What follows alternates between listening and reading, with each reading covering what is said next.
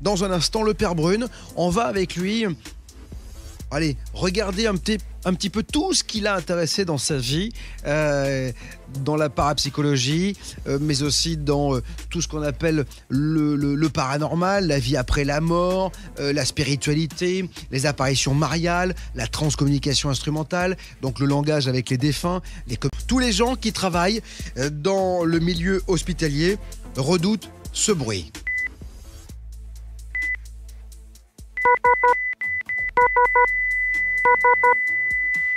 Si dans la plupart des cas, il annonce la fin de la vie, certains parmi nous ont eu la chance d'en revenir. On les appelle les expérienceurs. En ayant vécu ces expériences de mort imminente, ils racontent tous la même chose. Nous décrivons une vie ailleurs. Eh bien, c'est de cette vie après la mort dont nous allons parler ce soir avec le Père Brune. Bonsoir mon père. Oui. Vous allez bien? Oui, fort bien. Bon, on est ravis de vous accueillir. Vous étiez attendu, hein. Vous avez attendu.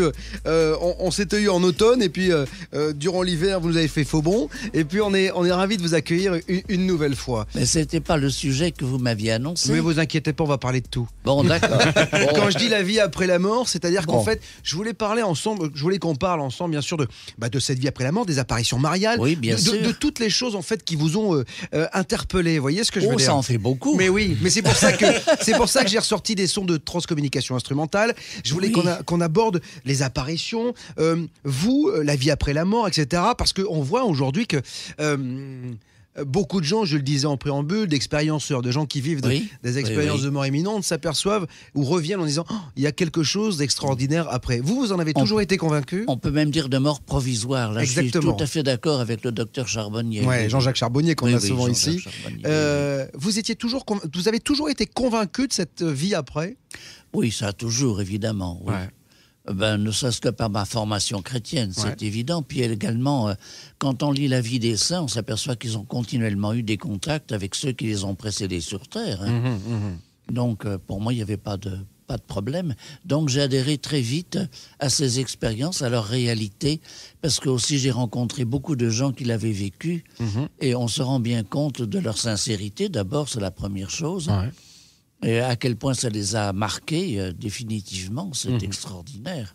Ça a bouleversé complètement leur vie. Et c'est pas une illumination passagère. Ah non, ça c'est sûr. Ça change toute la vie. Et ce qui est incroyable, c'est quelles que soient les religions, quels que soient les pays, c'est toujours la même chose. C'est un des grands intérêts de ce genre d'expérience. C'est au-dessus de toutes les divisions religieuses, philosophiques, idéologiques que l'on peut imaginer. Oui. Oui, parce que même les agnostiques vivent la même chose. Bien sûr, exactement. C'est ça qui est incroyable. Et ils en reviennent bouleversés eux aussi, d'ailleurs. Et oui, parce que finalement, ça place la spiritualité bien au-delà des religions. Exactement. Oui. C'est une des choses, un des aspects qui m'intéresse beaucoup. Alors, il y a plein de choses qui vous intéressent, c'est pour ça que je voulais vous avoir, parce que vous êtes un puits de science, hein, ça c'est sûr. Mais si. Le Père Brune est avec nous jusqu'à minuit. Bob vous dit toute la vérité sur Ado 97.8 à Paris, 93.1 à Toulouse et sur adofm.fr. Il y avait une question que je voulais vous poser, mon père, c'est qu'on va parler des apparitions mariales. Oui. Pourquoi on a toujours plus d'apparitions de la Vierge Marie que de Jésus? Oui, c'est exact. Et en partie, les apparitions de la Vierge sont très souvent liées à des événements dans la vie des différents peuples. Ouais. On a ça très souvent, déjà en France, par exemple, les apparitions de Pontmain pendant la guerre de 70 avec les Allemands. On va avoir ça même en 47 avec l'île Bouchard, un moment où la France est au bord de la guerre civile. Ouais. On va avoir ça justement au Mexique. Ouais. Et on va avoir ça en Égypte. On va avoir ça à Damas également. Toute une série, à chaque fois, ça semble lié à des événements passés ou présents et surtout à venir. Comme si la situation dangereuse dans laquelle l'homme se met provoque cette apparition. Oui, exactement. En disant arrêtez, il y a peut-être quelque chose ailleurs. Voilà. Et c'est peut-être plus important que ce que vous faites actuellement. Voilà. C'est ça. Hein. Et alors je pense que c'est plus souvent la Vierge parce que pour la sensibilité des gens, elle manifeste la tendresse maternelle, la douceur. Et beaucoup de gens hésitent un peu à s'adresser au Christ parce qu'il est Dieu et ça les impressionne davantage. Ah ouais? Tandis que la Sainte Vierge, elle est humaine quand même, totalement. Bon, puis c'est le côté maman? Oui, c'est ça, c'est le côté maman. Ouais, c'est ça. Et beaucoup de gens préfèrent prier à la Vierge, par exemple, pour obtenir une guérison que de s'adresser directement au Christ. Moi, j'essaie de passer à Joe directement. Ah oui. Oui, moi aussi, c'est vrai. Bon, dites-moi, on va évoquer l'Égypte, parce que vous l'avez brièvement abordé. Depuis 1968, la Vierge apparaît régulièrement en Égypte. Oui, j'ai même fait tout un livre là-dessus. Et parce que là, pour le coup, on est en plein événement, en plus en Égypte en Tout ce à moment. fait. Il y a beaucoup de choses. On Tout peut à imaginer fait. que justement, on risque d'avoir des apparitions, parce que là, on est à feu et à sang. Il y a eu 16 morts hier ou avant-hier. Ça a 200 blessés. Voilà, enfin, c'est juste assez incroyable, quoi. ça joue certainement un rôle dans l'évolution de l'Égypte actuelle. Ouais. Et c'était une sorte de préparation. Ouais. Alors, dans un double sens, peut-être dans la mesure où les apparitions de la Vierge en Égypte ont quelque chose d'absolument unique dans toute l'histoire des apparitions mariales. Ouais. C'est habituellement, il n'y a que quelques voyantes, pas 2, 3, 4, 5, c'est le maximum. Tandis que là, ce sont des foules entières qui voyaient la Vierge en même temps. Certains soirs, plus de 200 000.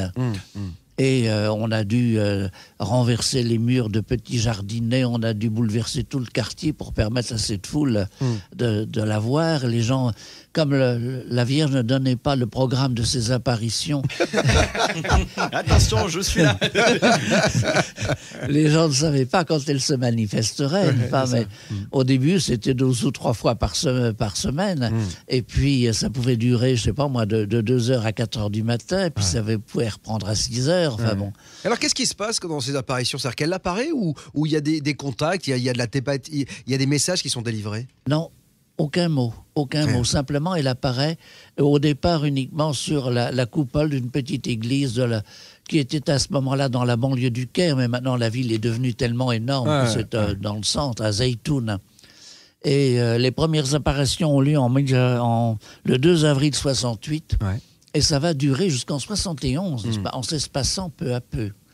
Et il va y avoir également quantité de guérisons. Les gens arrivent, ils étendent des tapis sur le sol pour y passer la nuit en attendant que ça vienne. Bien sûr, ouais. Ils sont dans l'église également en train de prier avec un certain nombre de malades.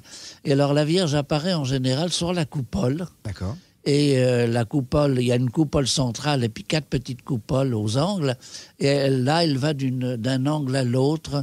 Elle bénit les gens. Elle est souriante mais triste. Quelquefois, elle porte le Christ. Quelquefois, un rameau d'olivier. Il y a un tas de variantes. Et on la voit spectralement ou on la voit bien On la voit bien. Alors simplement, dans les photos, elle est tellement lumineuse qu'on ne voit pas les traits du visage. D'accord. Mais les gens qui étaient sur place disaient qu'ils pouvaient même voir les traits du visage.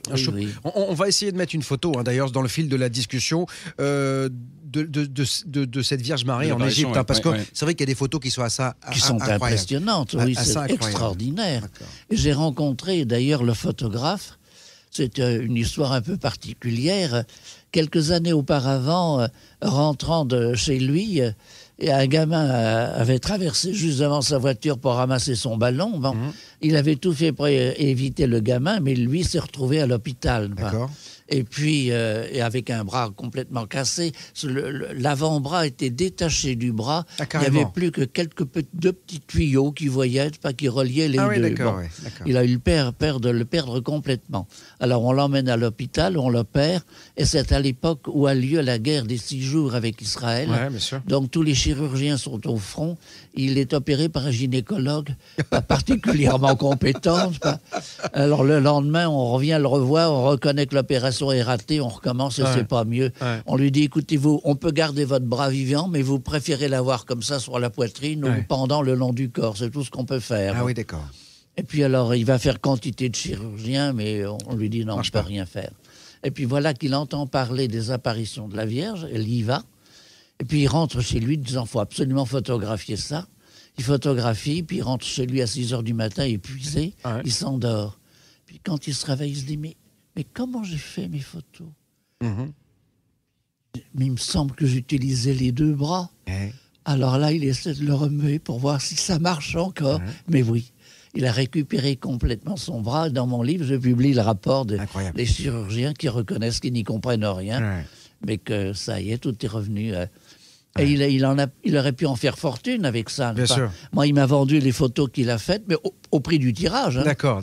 Et pourtant, je ne veux pas l'humilier, mais son petit atelier aurait eu bien besoin d'une rénovation complète.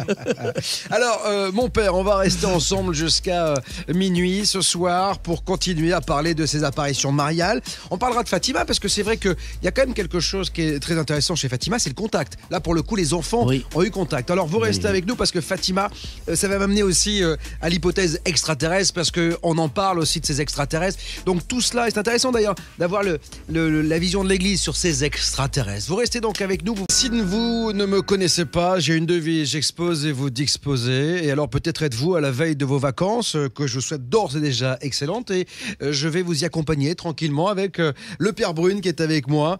Sommité s'il l'en est, lorsque l'on parle d'apparition mariale, de transcommunication instrumentale, de la vie de l'autre côté du miroir. Alors on était en train d'évoquer l'Égypte et ses apparitions mariales. Il y en a eu plein en Égypte. Hein. Toute une série.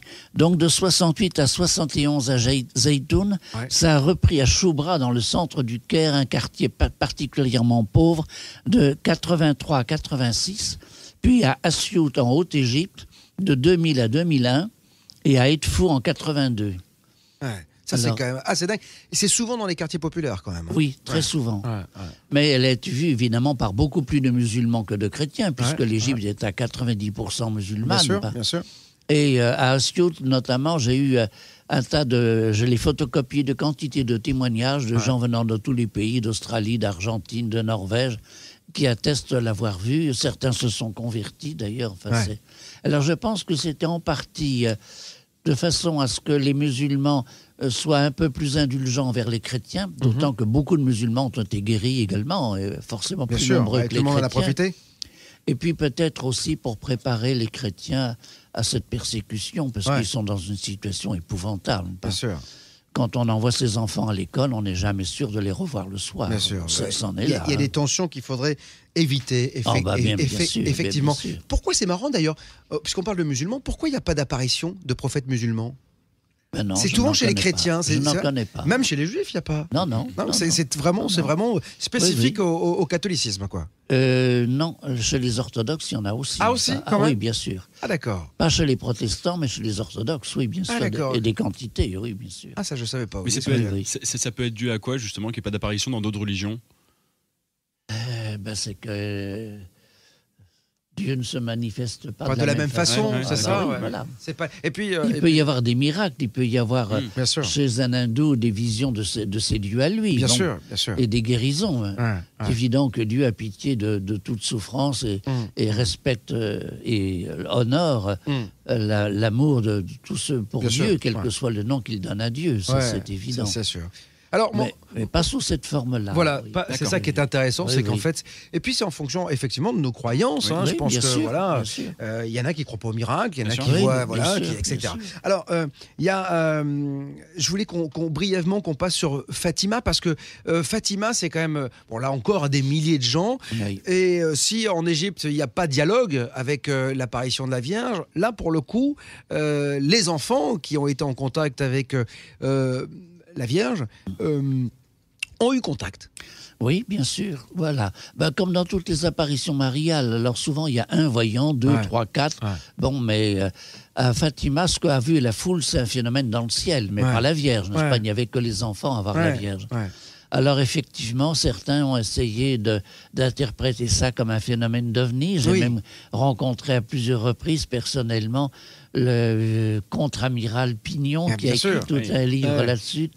Et lui est croyant, catholique, pratiquant, qui croit aux apparitions de la Vierge, mais pas à celle-là. Celle-là, il l'attribue mais beaucoup d'ufologues. Beaucoup d'ufologues pensent que c'est des ovnis. Alors d'ailleurs, dans mon deuxième livre sur la Vierge de la Guadeloupe, j'ai quand même tout un chapitre justement sur les apparitions d'ovnis et faire la comparaison. Et ça vaut pour toutes les apparitions mariales. Bien sûr. Et à mon avis, non. Bon, je donne en détail les raisons. Là, je ne pense pas que ce soit un ovni. D'autant qu'il y a quand même un message précis qui est donné à Fatima. On n'a pas ça dans les cas des ovnis. Alors, on se rappelle quel est ce message donné aux enfants et pourquoi ces enfants-là? On a compris pourquoi il y a eu quand même une des enfants qui est décédée pas très longtemps après. Il y a eu, voilà. Oui. D'ailleurs, ce qui est étonnant, c'est qu'on a récupéré, on en parlait hier avec Patrick Sbalkiro sur les 12 énigmes que la science n'arrive pas à expliquer. Il y a le corps de cet enfant qui a été exhumé et en fait, il était en parfait état. Là aussi. Oui. Ouais. Là, on a plusieurs cas de ce genre. C'est pas obligatoire. Quantité de singes ont eu vu leur corps se décomposer tout normalement. Mais il y a des cas absolument extraordinaires. Parmi les cas de conservation du corps, la plus fantastique, c'est probablement celle d'Yvonne Aimé de Malétroit. Parce qu'elle est morte d'une maladie qui entraînait une décomposition rapide du visage. Et plusieurs années après, quand on va exhumer le corps, le visage s'est recomposé. Oh, c'est dingue. Oui, c'est dingue. Le mot n'est pas excessif. Ah non, mais c'est vrai, il y a des choses qui... Mais vous, en tant que homme d'église, moi, je sais quoi? Moi, ça me retourne la tête, tout ça. C'est-à-dire qu'il y a des moments où je me dis, mais il y a un truc... Alors, moi, quand je regarde les étoiles, déjà, ça me retourne la tête. Je me dis, mais c'est hallucinant. La Terre, elle tient toute seule, machin. Enfin, bon, voilà. Et alors là, quand j'entends tout cela, c'est pour ça que j'adore faire cette émission, parce que je suis fasciné. C'est fascinant, tout oui, cela. Tout à fait, il y a de quoi. C'est-à-dire qu'il y a... oui, c'est fantastique. Moi, des fois, je me dis, mais il y a un truc que j'ai pas, il y a un truc que j'ai pas capté, il y a un truc que j'ai pas pigé quand même. Il y a un truc. On a quand même la sensation que il se passe quelque chose ailleurs, dans une autre dimension, quand même. On n'est pas maître de tout. Non, de même que les savants nous disent qu'on ne perçoit qu'environ 5% de la matière. Oui, c'est ça, ça c'est dingue, ça aussi. Non seulement avec nos yeux, mais avec tous nos instruments d'optique les plus perfectionnés, les plus performants, on ne perçoit que 5%. 95% nous échappe complètement. Et on dit même que ce que l'on voit, c'est nous qui le créons. C'est juste un truc de fou. C'est encore un autre problème. C'est encore un truc de fou. On va loin, quand même. Oui. Mais de la même façon, même ce monde matériel que nous ne voyons pas n'est encore que de la matière créée, mais il y a également de l'au-delà, c'est encore plus fantastique. Alors, on va évoquer Guadeloupe, parce que alors ça c'est aujourd'hui encore, des scientifiques cherchent et ne comprennent pas tout. Ah oui, on ne comprend rien même. Alors, Guadeloupe, Mexique, qu'est-ce qui se passe en fait? En 1531, le pays est à peine pacifié. Mais malheureusement, Cortés le reconnaît. Ceux qu'il a emmenés, ce sont des soudards, des brutes épaisses. Et une fois la conquête terminée, voilà qu'ils vont se mettre à piller le pays, à violer les filles dans les couvents, etc., que comme les religieux viennent de créer. Et alors, les religieux aussitôt écrivent à Charles Quint, mais comme Internet fonctionnait très mal à cette époque-là, le temps que la communication arrive jusqu'à Madrid et puis que la réponse arrive de Madrid jusqu'à Mexico... C'est 8 mois. Voilà. Et donc, on sait qu'à ce moment-là, la révolte est gronde. Elle est grandissante, Et que les Espagnols ont perdu tous leurs chevaux, il n'y en a plus. Ils ont perdu les canons également. Donc, ils sont très peu nombreux. Et les Indiens, s'ils voulaient les massacrer, ce serait fait en une nuit. C'est évident. Et alors voilà que la Vierge va apparaître, et justement pas du tout aux Espagnols, ni à l'évêque qui vient d'être nommé, ni aux franciscains, aux dominicains, mais à un pauvre Indien. Ce qui va obliger les Espagnols à prendre en considération les Indiens, puisqu'ils ont ce privilège que la Vierge leur apparaisse. Et là, je ne vais pas vous raconter toute l'histoire parce que ce serait trop long. Un petit peu quand même. Un petit peu. Disons que ça démarre absolument comme un conte de fées, un conte de Noël, puisque ça se passe tout près de Noël, entre le 9 décembre et le 12 décembre. Et alors, Juan Diego est déjà chrétien, mais il va à pied, il a 15 kilomètres à faire pour aller à Mexico, assister à la messe et compléter sa formation, puis il revient le soir avec 15 kilomètres à nouveau. Il a déjà plus de 50 ans. Et puis voilà qu'il part le matin très tôt et il entend qu'une voix douce, féminine, l'appelle Juanito, Juan Dieguito, etc. Alors il va dans la direction d'où vient la voix et voilà que sur le sommet de cette petite colline, c'est pas une vraie montagne, il voit une jeune femme resplendissante de lumière. La lumière rayonne tellement que tous les buissons, les ronces aux alentours ont l'air d'être en or ou en argent, Et alors elle va lui donner un message, là j'abrège. d'aller voir l'évêque et de lui demander qu'on lui construise une petite chapelle à cet endroit. Ouais. Alors l'évêque va finir par dire, bon, écoute, je veux bien te croire, mais demande à cette jolie dame un signe. Ouais. Et alors le signe, ça va qu'il va retourner sur le haut de la colline et ma foi, un 12 décembre, même à Mexico, ne pousse que des ronces et des épines. Ouais. Et là, il trouve la colline remplie de fleurs, pleine de rosées, parmi lesquelles des roses de Castille, qui sont, paraît-il, les plus belles. Alors, il en cueille le plus possible, il les roule dans son tablier, ouais. Et il va voir l'évêque, il lui raconte à nouveau son histoire, il lui dit, et voilà le signe que tu as demandé. Et à ce moment-là, il déroule son tablier, toutes les fleurs tombent à terre, et à sa grande surprise, l'évêque tombe à terre, lui aussi, à genoux devant lui, parce que derrière les roses, le Juan Diego ne le savait pas, s'est imprimé l'image de la Vierge.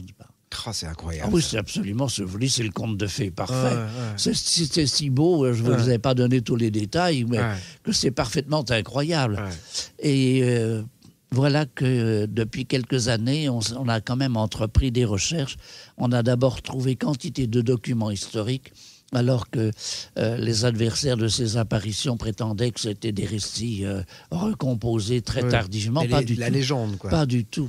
On a des documents remontant à l'époque elle-même.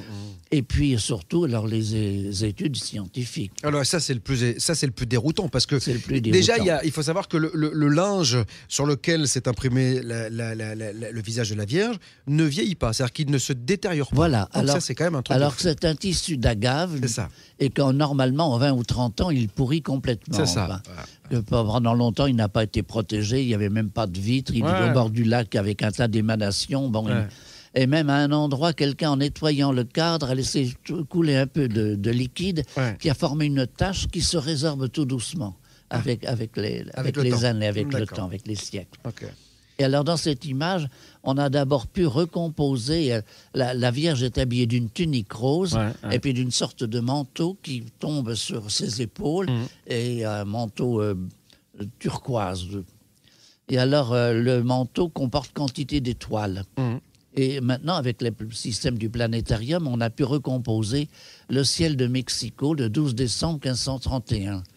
Et puis on s'est aperçu que les étoiles sur le manteau de la Vierge correspondent aux constellations qui étaient au-dessus de sa tête, quoi, dans le ciel, comme si leur projection était tombée sur son manteau. Et alors, à la hauteur de la tête, c'est la couronne boréale. À la hauteur des mains jointes, c'est le signe de la Vierge. Ouais. À la hauteur du ventre, la Vierge apparaît comme enceinte et près d'accoucher, d'après les gynécologues. Ouais. Alors, c'est le signe du lion. Et l'étoile principale de cette constellation s'appelle Régulus, c'est-à-dire le petit roi. D'accord. Là où est l'enfant, pas dans son ventre. Bien sûr. À la hauteur des genoux, ce sont les Gémeaux, et sous les pieds, c'est le géant Orion. Donc là, on a tout un langage par les étoiles, mais qui ne pouvait être compris que par nous, occidentaux, bien des siècles après. C'est ça qui est dingue. Et selon nos constellations, parce que les constellations construites par les Mexicains ne sont pas du tout les mêmes figures. Ouais. Mais voilà que le même message est redonné pour les Aztèques, les Huastèques, Toltèques, etc., par les broderies de la tunique. Ouais. Car il y a de grandes fleurs, et ces grandes fleurs sont un symbole de la montagne pour les Aztèques. Et ça se prononce Tepetl.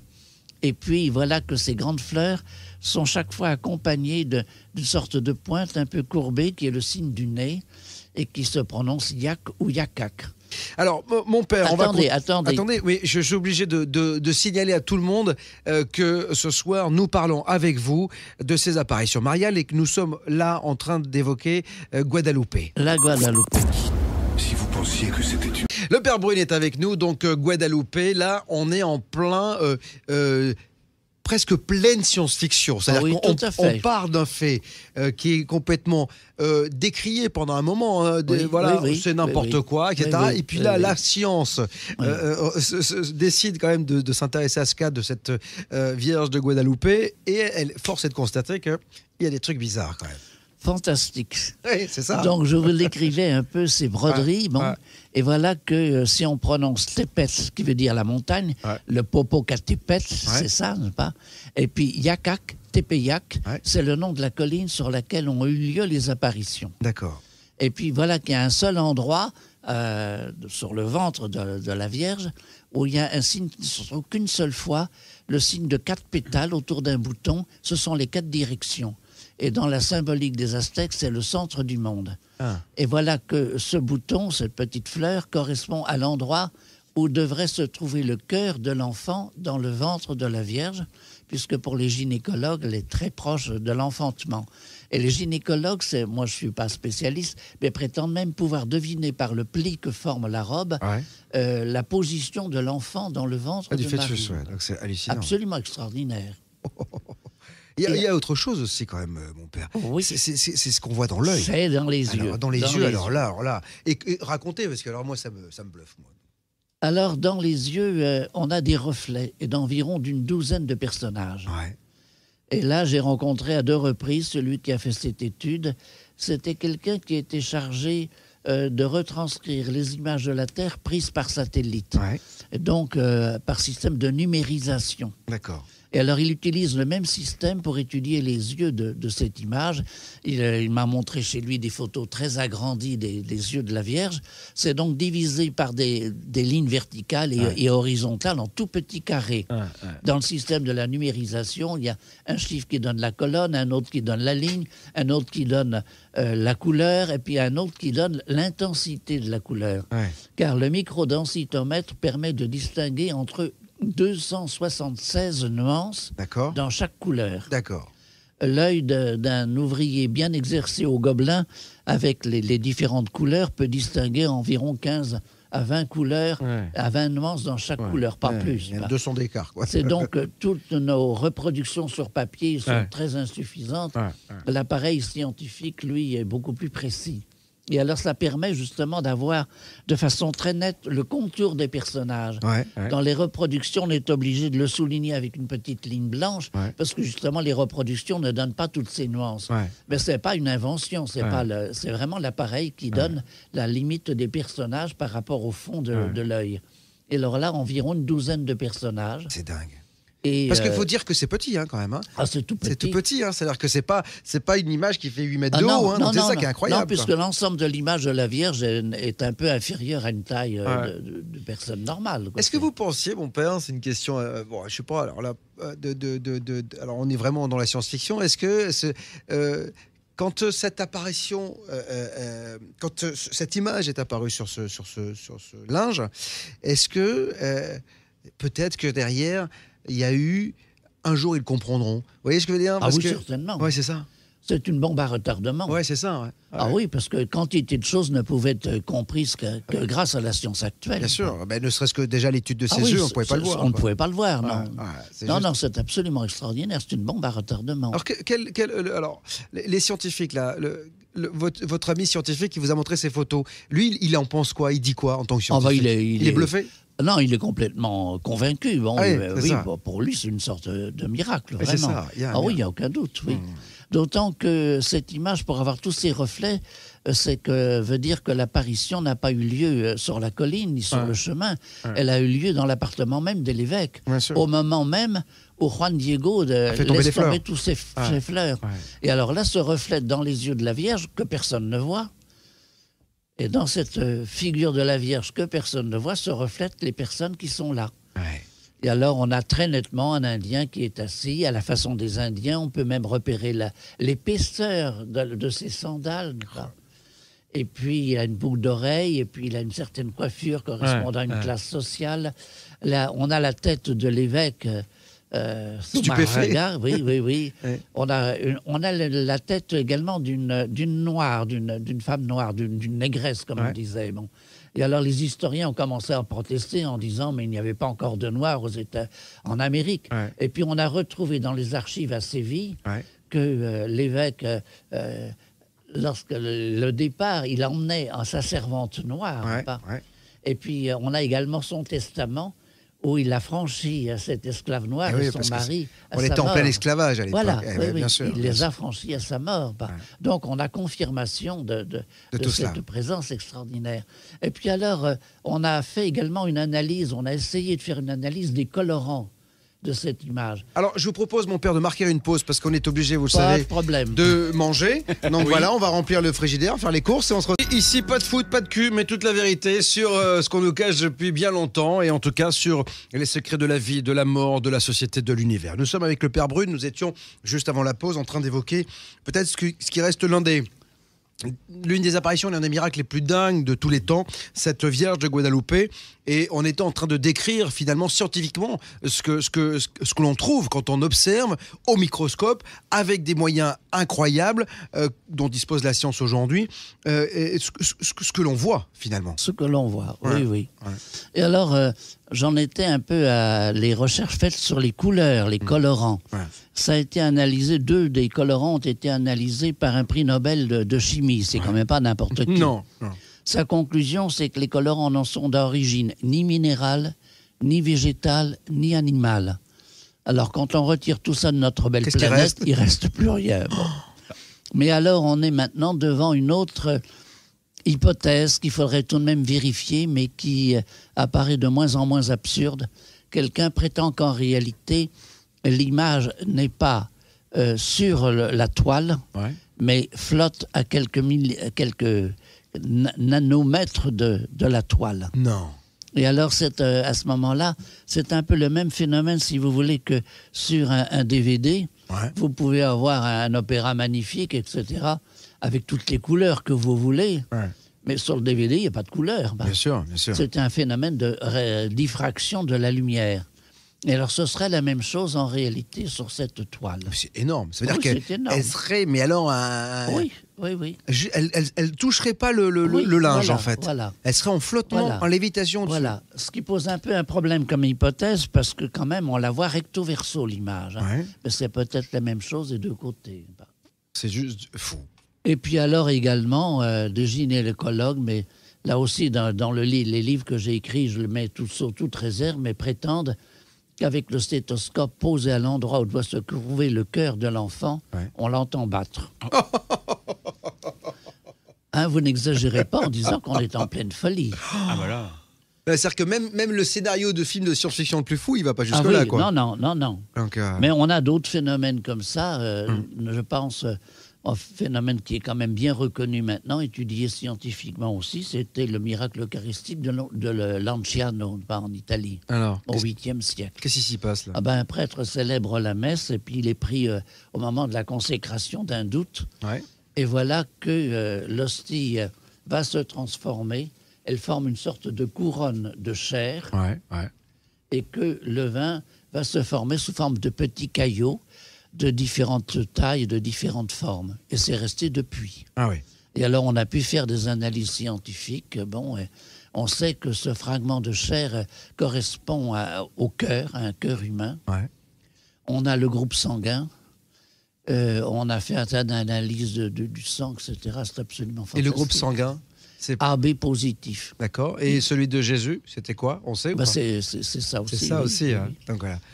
On marque aujourd'hui, on pourrait imaginer que l'ADN soit le même entre le suaire de Turin et celui-ci. Ben, bien sûr. Oui, Ah ouais, c'est ça, Oui, ouais. oui. Ce qu'il y a, c'est que sur le linceul de Turin, ce sera difficile de capter l'ADN parce que les traces de sang sont trop abîmées. Ouais. Mais on pourrait probablement les capter sur la tunique d'Argenteuil. Là, il y aurait des possibilités. Parce que la tunique d'Argenteuil ruisselle de sang, et à la fois de globules rouges et de globules blancs. Ouais. Alors AB plus, Ah. hein, c'est receveur universel, hein, c'est ça Oui, en voilà. plus. Donc voilà, Oui, donc, oui. tout le monde peut l'utiliser. Donc c'est quand même assez hallucinant. Des miracles comme ça, est-ce qu'il y en a encore aujourd'hui? On a la sensation que ça a été un peu dans le passé, que c'est de moins en moins vrai.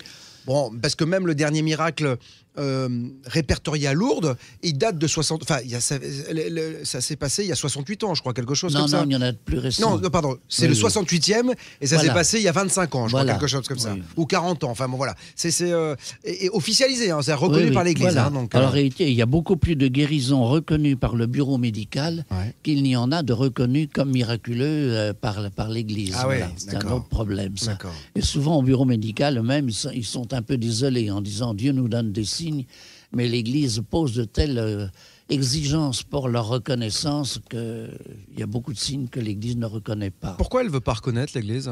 Par prudence. Ah ouais? Parce que le préfet a engagé son autorité et qu'elle a trop peur après ça d'être ridiculisée parce qu'on trouvera un jour une explication médicale. Je crois que c'est un mauvais argument, une mauvaise façon de raisonner. Mais vous me posez la question, est-ce qu'il n'y en a pas d'autres miracles extraordinaires? Ouais. Ben, il y en a un, ce que l'on m'a signalé par Internet. Évidemment, c'est toujours sous toute réserve, mais il me semble difficile que ce soit un gros canular, parce que ceux qui l'ont lancé à ce moment-là risqueraient vraiment des poursuites judiciaires importantes. Ouais. Alors, le phénomène est un peu comparable à celui de Lanciano. Ouais. C'est-à-dire qu'un prêtre d'une paroisse pauvre de Buenos Aires venait de donner la communion, et à la fin de la messe, quelqu'un vient le trouver en lui disant « Écoutez, il y a au fond de l'église une hostie, mais une hostie qui est souillée. » Je pense d'ailleurs que ça, c'est une sorte de symbole de l'église, n'est-ce pas? Alors, il va prendre cette hostie, puis comme elle est souillée, il n'ose pas communier, mais il met l'hostie dans une petite coupelle d'eau. Ouais. Et puis, il la rentre dans le tabernacle. Et quelque temps après, il va voir ce que ça donne. Et voilà que cette hostie s'est transformée en un morceau de chair, comme à Lanciano. Et alors, au bout de plusieurs années, à ce moment-là, Bergoglio est devenu l'archevêque de Buenos Aires, donc le pape actuel. Ouais. Et c'est pas pour rien que ça se passe dans son diocèse. C'est comme un signe qui lui est donné. Bon. Mais aussi à l'avance, parce qu'il n'est pas encore pape. Ouais. Alors, à ce moment-là, il va demander qu'on fasse un prélèvement et qu'on envoie ce petit morceau de chair en analyse chez des spécialistes à New York, sans leur dire d'où ça vient. D'accord. Et alors, là aussi, ils répondent comme à Lanciano, c'est un fragment de cœur humain. Il vient du ventricule gauche, il correspond à l'endroit proche de l'orifice, etc. Et puis, il dit, mais ce qui est extraordinaire, c'est qu'il y a quantité de globules blancs. Et normalement, après la mort de quelqu'un, les globules blancs disparaissent très vite. Et il dit donc le cœur, ce morceau de cœur a dû être prélevé sur quelqu'un de vivant. Ouf. C'est un peu fort quand même, n'est-ce pas? Oui. Et puis il dit ça va plus loin parce que les cellules ont l'air vivantes. Elles sont en mouvement, elles sont remplies de pulsations. Et alors à ce moment-là, on va faire la comparaison avec les données scientifiques sur Lanciano. Et la conclusion, c'est qu'il s'agit du même homme. Oh la vache! Ah, ça, c'est Je dingue. crois que la vache n'est pas exagérée. N'est pas exagérée. Oui. Mais c'est hallucinant. Hallucinant. Hallucinant, quoi. Hallucinant. Parce que là, la science, elle ne peut... Parce qu'elle est très anti-spiritualité, la science. En France. Oui, c'est ça. Ah oui, quand même, vous pensez qu'ailleurs, elle est... Oh, c'est pas comparable. Ah ouais? Ah bah en France, quand même, un docteur, il dit non, il se passe rien après, on meurt, etc. Au revoir, à bientôt. Je vois, quand il y a eu en 99 également un miracle eucharistique moins spectaculaire à l'Assemblée des évêques à Lourdes. La messe était retransmise par France 2 en direct. Et j'ai une copie de l'enregistrement. Et au moment où le prêtre principal, ils sont 3 à l'autel, prononce les paroles de la consécration, plus exactement l'invocation de l'Esprit Saint. À ce moment-là, comme ils sont nombreux, ce sont de très grandes hosties, grandes comme une assiette. Celle qui est sur le dessus se soulève. Non. Et se soulève de façon suffisamment nette pour que dans les gros plans, on aperçoive les ornements du prêtre qui bougent, qui se déplacent en fonction de ses mouvements. Et ça va durer jusqu'à ce que l'on appelle dans la liturgie la petite élévation, vers la fin de la messe. Et vous avez... Il faut trouver les images, là. C'est juste hallucinant, ce truc-là. C'est juste dingue. J'ai une copie en DVD. Faut que je vois ça, moi. Faut que je vois ça. Oui, c'est absolument extraordinaire. Et tout ça, c'était en direct à la télévision. Oui. Alors, vous comprenez, il ne peut pas y avoir de trucage. Bon. Et pourquoi on n'en parle pas de tout cela? Alors, quelqu'un a envoyé une copie en DVD au cardinal Lustiger, qui a mis 2 mois à lui répondre pour lui dire qu'il ne s'est rien passé d'extraordinaire ce jour-là. Voilà. Ah oui, d'accord. Okay. Dieu peut nous donner des signes, mais l'Église est tellement frileuse qu'elle préfère ne pas les voir, pour ne pas, exciter les opposants, pour ne pas provoquer de vagues de persécution. Eh bien, dans tous les cas, nous, mon père, on en parle ici tous les soirs entre 20h. Tous les grands mystères, eh bien, nous essayons de les comprendre. En tout cas, on les met sur la table tous les soirs. Et avec le Père Brune ce soir, on parle de ces apparitions mariales, de ces miracles. On va évoquer un peu également la transcommunication instrumentale. Juste avant, il y avait une question sur, vous savez, ces statues de la Vierge ou de Jésus qui pleurent le sang, etc. Ça aussi, c'est quand même assez incroyable, ça. Oui, c'est aussi incroyable, bien sûr. Parce qu'on a aussi, là, encore une fois, analysé, c'est du vrai sang. On a regardé s'il n'y avait pas des systèmes ingénieux derrière. Voilà, de petits tuyaux, etc. avec un réservoir. Et là, c'est non, juste... mais c'est quelquefois très complexe, parce que dans l'un des cas, en Italie, l'analyse du sang a révélé que c'était le sang de celui qui avait acheté la statuette et qui l'avait mise en valeur. Mais oui, mais c'était pas du tout de la fraude de sa part. C'est-à-dire qu'en fait, c'était son propre sang qui coulait. Oui. Ah, il y a un problème, là. Oui, là. Là, il y a un truc... On rejoint presque Dolmen, n'est-ce pas? Oui, c'est ça, oui. Mais c'est quand même un truc de fou, ça. Voilà. Et là, encore une fois, on a la sensation que tout ça, quand on en parle aux journaux télévisés, une vierge pleure du sang, Jésus, etc., on a toujours l'impression qu'il y a un peu de moquerie. On se dit, ouais, c'est encore voilà. Ça dérange. Ça dérange, hein. Ça dérange parce que ça oblige un peu à croire. Et je reconnais que y a quantité de choses que je n'approuve pas du tout dans la Sainte Église catholique et romaine. Elle a une morale d'une étroitesse incroyable. Je pense par exemple au cardinal Martini, qui était jésuite comme Bergoglio, qui est archevêque de Milan, certainement bon théologien et aussi chrétien que les autres papes. Bon. Ouais. Et lui reconnaissait que l'Église avait 200 de retard, qu'il ferait bien d'accepter l'ordination d'hommes mariés, la réconciliation de divorcés remariés, etc. Là, l'Église a une telle étroitesse morale qui n'a rien à voir avec les exigences de l'Évangile, absolument rien à voir. Ouais. Elle éloigne les gens de Dieu. D'un côté, elle fait tout pour les attirer vers l'amour de Dieu. D'un autre côté, elle les repousse. Il faudrait la moderniser. Ah oui. Alors, je comprends que quantité de gens, du coup, soient réticents pour accepter tous ces signes. Parce que quand on parle de ça, mon père, je vous coupe, mais il y a beaucoup de gens qui disent que c'est du paranormal. Hein. Ah oui, plein. C'est ça. Bien sûr. Oui, bien sûr. Beaucoup de gens disent ça. Oui. C'est n'importe quoi, c'est des illuminés. Oui, mais etc. dans le paranormal, il y a le paranormal... qui peut s'expliquer peut-être par des lois strictement physiques que l'on connaît mal. Bien sûr. Et que notamment la physique quantique permet de mieux admettre, il n'y a aucun doute. Bon. Et puis il y a des choses du paranormal qui viennent directement de Dieu. Ouais, c'est ça, Que ce soit les mêmes lois d'ailleurs qui agissent dans un cas ou dans l'autre, je n'y vois aucun inconvénient. Bien sûr. C'est l'intention du phénomène, les circonstances, etc., qui lui donnent un sens. Alors, c'est vendredi soir et on va évoquer quelque chose qui... vous a passionné une bonne partie de votre vie, qui vous passionne encore, bien sûr, j'en suis persuadé, c'est la transcommunication instrumentale. Oui. Ça, vous vouliez quoi avec cette transcommunication instrumentale? Avoir la preuve ultime que de l'autre côté, il y avait quelque chose? Pas pour moi, pour les autres. Parce que pour moi, il n'y avait aucun problème. J'étais déjà parfaitement convaincu. Mais pour les gens, c'est un supplément, il n'y a aucun doute. À la fois pour les convaincre de la survie après la mort, quelquefois aussi pour arriver à surmonter une douleur qui les détruit complètement. Un deuil, Notamment des parents qui ont perdu des enfants, sans même aller jusqu'au cas les plus épouvantables de viol, de massacre, de torture. Bon, comment peut-on survivre à des événements pareils quand on a perdu des enfants? C'est épouvantable. Mais même sans aller jusque-là, même si c'est seulement un accident de voiture ou de plongée, comme ça arrive souvent en Italie, en plongée en apnée, bon, les parents sont détruits. Ah bah oui, c'est pas dans la logique des choses. Hein. On ne doit pas survivre à nos enfants.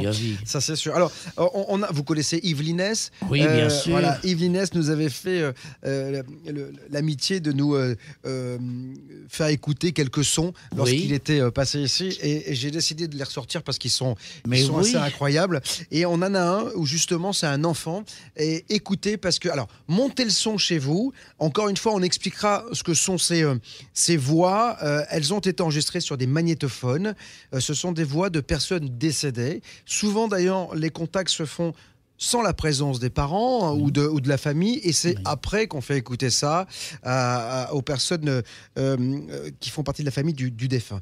Écoutez, montez le son, tendez l'oreille. Maman ? Voilà. Maman, ça c'est l'une des choses qui m'a le plus... oui, puis il est clair et net. Elle est claire et nette. Oui, voilà. Très bien. Voilà, ça c'est dingue. Et j'en reviens à ces voix parce que vous étiez le premier à me dire que ces voix n'étaient pas laryngées en fait. Non. Ouais, c'est ça. Hein. On est arrivé, mais alors là, il faut évidemment des laboratoires spécialisés. Il y en a un à Bologne qui dispose de la plus grande expérience et des meilleurs appareils. Et alors, on a pu repérer que sur certaines syllabes, quelquefois des mots entiers, on n'a pas ce qu'on appelle les fréquences fondamentales. Ouais. Quand on expulse l'air de nos poumons, ça commence par passer par les cordes vocales. Bien sûr. Et puis après ça, il y a des fréquences. C'est ce qui les fait bouger, bien sûr. Voilà. Et alors, mettons que ce soit 150 Hertz. Quand ça arrive dans la cavité buccale, pour employer des termes scientifiques, on va avoir à ce moment-là les harmoniques ou des formantes et qui vont être des multiples de ce 150 Hertz. Et alors, si on n'a pas les fondamentales, qu'on n'a que les harmoniques, c'est que ça a été prononcé sans le recours de cordes vocales, pas de larynx. Ce sont des voix non laryngées. Et donc, qui ne peuvent pas venir d'une sorte de fraude. Voilà. Bien sûr, oui, on ne peut pas faire du faux. Voilà. Parce que même les appareils aujourd'hui de reproduction sonore ne peuvent pas faire ce genre de choses. Non, bien Alors, sûr. autre extrait, là, encore une fois, un son d'Yvelinès, écoutez. Vous voyez, et là c'est symptomatique de ces voix parce qu'il n'y a pas de couleur vocale en fait. Voilà. Voilà, il n'y a pas d'intonation. C'est quand même assez incroyable. Alors, je voudrais aussi signaler parce que beaucoup de gens nous disent mais comment on fait pour qu'est-ce qu'il faut pour faire ça? Il faut un vieux magnétophone parce que je sais que vous avez un vieux magnétophone. Je peux le résumer, mais vous auriez plusieurs détails dans un tas de livres. Il y en a, notamment les ouvrages de Monique Simonet. Vous avez toutes les explications. Alors effectivement, il faut un magnétophone, si possible, avec une petite roulette pour accélérer ou ralentir l'enregistrement. C'est pas pour l'enregistrer plus facilement, mais pour l'écouter plus facilement. Bien sûr, Alors on peut le faire uniquement avec un magnétophone sans rien de plus. Il faut réécouter et réécouter, je crois. Ça dépend des cas. Il y a des cas où c'est extrêmement net dès le début. Et alors comment les choses se font? C'est-à-dire que vous laissez tourner ou vous parlez? Vous faites quoi? Alors souvent, on va s'aider d'un ce qu'on appelle un support, c'est-à-dire un appareil radio dans une langue étrangère, si possible riche en consonnes. Et alors à ce moment-là, avec le micro, on va le tourner vers l'appareil pour capter ce son-là, et puis on le retourne vers soi quand on pose la question. D'accord. Si on veut avoir la réponse, on le tourne à nouveau vers l'appareil de radio, car c'est ce bruit de parole que les défunts vont utiliser, soit pour les modifier complètement par leur message, soit pour arriver à imposer leur message par-dessus le fond sonore. Il y a plusieurs techniques, plusieurs variantes. Ça aussi, ça a du mal quand même à faire légion chez les scientifiques. C'est-à-dire que beaucoup disent... oui, on n'y comprend rien non plus. On n'y comprend rien non plus. Non. Voilà, c'est juste hallucinant. Dans un de mes livres, j'ai raconté mes entretiens avec mon frère. Là, j'en ai eu 5. Et il y avait des cas où c'était absolument très, très net. On n'a aucune discussion, aucune hésitation possible sur le sens du message. Notamment, un petit détail... Mon frère aimait beaucoup le whisky, il en buvait un peu tous les soirs. Et vers la fin de sa vie, ça ne pouvait plus lui faire grand mal, donc la bouteille faisait de 2 ou 3 jours au grand maximum. Alors à un moment, je lui demande carrément, aimerais-tu un petit verre de whisky? Et là, on a la réponse très très nette. J'accepte le whisky, avec ce ton un peu condescendant mais amusé. Et puis, au contact suivant, c'était avec, je crois qu'il y avait également Yvelinès et puis Christophe Barbet. Et alors, là, c'est pas moi qui lui pose la question, mais quelqu'un d'autre. Aimeriez-vous un petit verre de whisky? Et là, il répond, la bouteille. Ah oui, on reste alcoolo là-haut, en fait. Et au 3e contact, plus personne ne lui parlait de whisky. Et tout d'un coup, à un moment, y a sa voix, j'avais demandé du whisky. Ah oui, carrément, carrément. Il se fâche. C'est quand même incroyable. Alors, on va être obligé Ils bientôt. ont de l'humour, Oui, voilà. bien sûr, mais en même temps, on dit que ce que l'on est sur Terre, on l'est de l'autre côté. Donc, si quelqu'un a de l'humour ici, Ben oui, il voilà, en a de bien l'autre sûr. côté. En tout cas, on va bientôt se quitter. Juste un dernier extrait. Écoutez, là encore une fois, montez le son. Je rappelle que ce sont des voix qui ont été enregistrées par Evelyne Hesse et ce sont des voix de défunts. Ah oui, là c'est beaucoup plus compliqué. beaucoup Donc plus loin, ouais. ça veut dire, écoutez, la phrase c'est après il faut s'aimer. Écoutez bien, après il faut s'aimer, montez le son. Voilà, on l'entend au loin. Ouais, Après, il faut s'aimer. Voilà. C'est juste incroyable. En tout cas, mon père, je voudrais vous remercier d'être venu jusqu'à chez nous ce soir. Vendredi soir, il est pratiquement minuit. Merci 1000 fois. Merci à vous. Ça a été Très un vrai bien. plaisir. On a parcouru Pour un petit moi peu. aussi. Bah, écoutez, tout ce qu'on a pu apprendre encore ce soir, et je ne peux que vous en remercier. Vérifiez que votre porte est verrouillée. Et enfin, pour démarrer en beauté, ce nouveau numéro de Toute la vérité, un homme curieux et avide de connaissances, le Père Brune. Auteur de nombreux ouvrages concernant la théologie, la spiritualité, la vie après la mort et le paranormal en rapport avec la foi catholique. Après un baccalauréat latin-grec suivi de 4 années à Cagnes-Hippocagne et de certificat en Sorbonne, latin-grec, le Père Brune a entrepris les études de philosophie et de théologie et a obtenu une licence en 1960 qui lui a permis de suivre 2 années d'études à l'Institut biblique de Rome, avec là encore une licence d'écriture sainte en 1964. Il se consacre à l'écriture de nombreux ouvrages ainsi qu'à l'animation de conférences dans différents pays. Il y en aura une très prochainement, on aura l'occasion d'en reparler. Il a effectué de nombreux voyages à la rencontre d'autres chercheurs et parmi ses centres d'intérêt et d'études, la transcommunication instrumentale. Mon père, bonsoir. Bonsoir. Ça va, j'ai pas fauté sur le CV? Non, tout est bien. Tout Bon. est très bien. Merci. Vous appartenez aux prêtres de Saint-Sulpice, c'est ça? Oui, c'est ça. C'est la compagnie des prêtres de Saint-Sulpice. On est ravis de vous avoir. Vous êtes très attendu parce que quand on a annoncé que vous veniez, des gens disent waouh, le Père Brune. Eh oui. Donc en tout cas, ça fait la 3e fois que vous êtes dans ce studio et vraiment c'est un vrai plaisir pour aborder encore une fois cette transcommunication instrumentale. Vous savez. Quand on parle de ça, beaucoup de gens essayent en fait. C'est assez marrant de vous voir parce que vous êtes venu avec votre magnétophone. C'est avec celui-ci que vous enregistrez pas mal de choses, bien évidemment. Ce sont des copies que j'ai parce que je n'ai jamais fait des expériences moi-même. Oui, vous êtes vous J'y ai accompagnez toujours. assisté, Voilà, c'est ça. j'y ai participé, c'est-à-dire que j'ai pu poser moi-même des questions, avoir des réponses. C'est jamais moi qui l'organisais parce que c'est un travail énorme et en général, ça occupe un peu toute une vie. Donc, c'était pas mon rôle principal. Mais vous avez donc été le témoin de cette transcommunication instrumentale. Dans quantité de pays. Oui, c'est ça. On va en diffuser un extrait dans quelques instants que vous avez bien voulu nous laisser. Qui peut-on appeler lorsque l'on fait de la transcommunication instrumentale, mon père? Alors, précisons tout de suite que comme toute communication avec l'au-delà, il faut être extrêmement prudent. Ça n'est pas du tout un jeu de société. C'est pas non plus simplement pour satisfaire une vaine curiosité, parce que là, on est à la merci de ce qu'on appelle traditionnellement les esprits farceurs.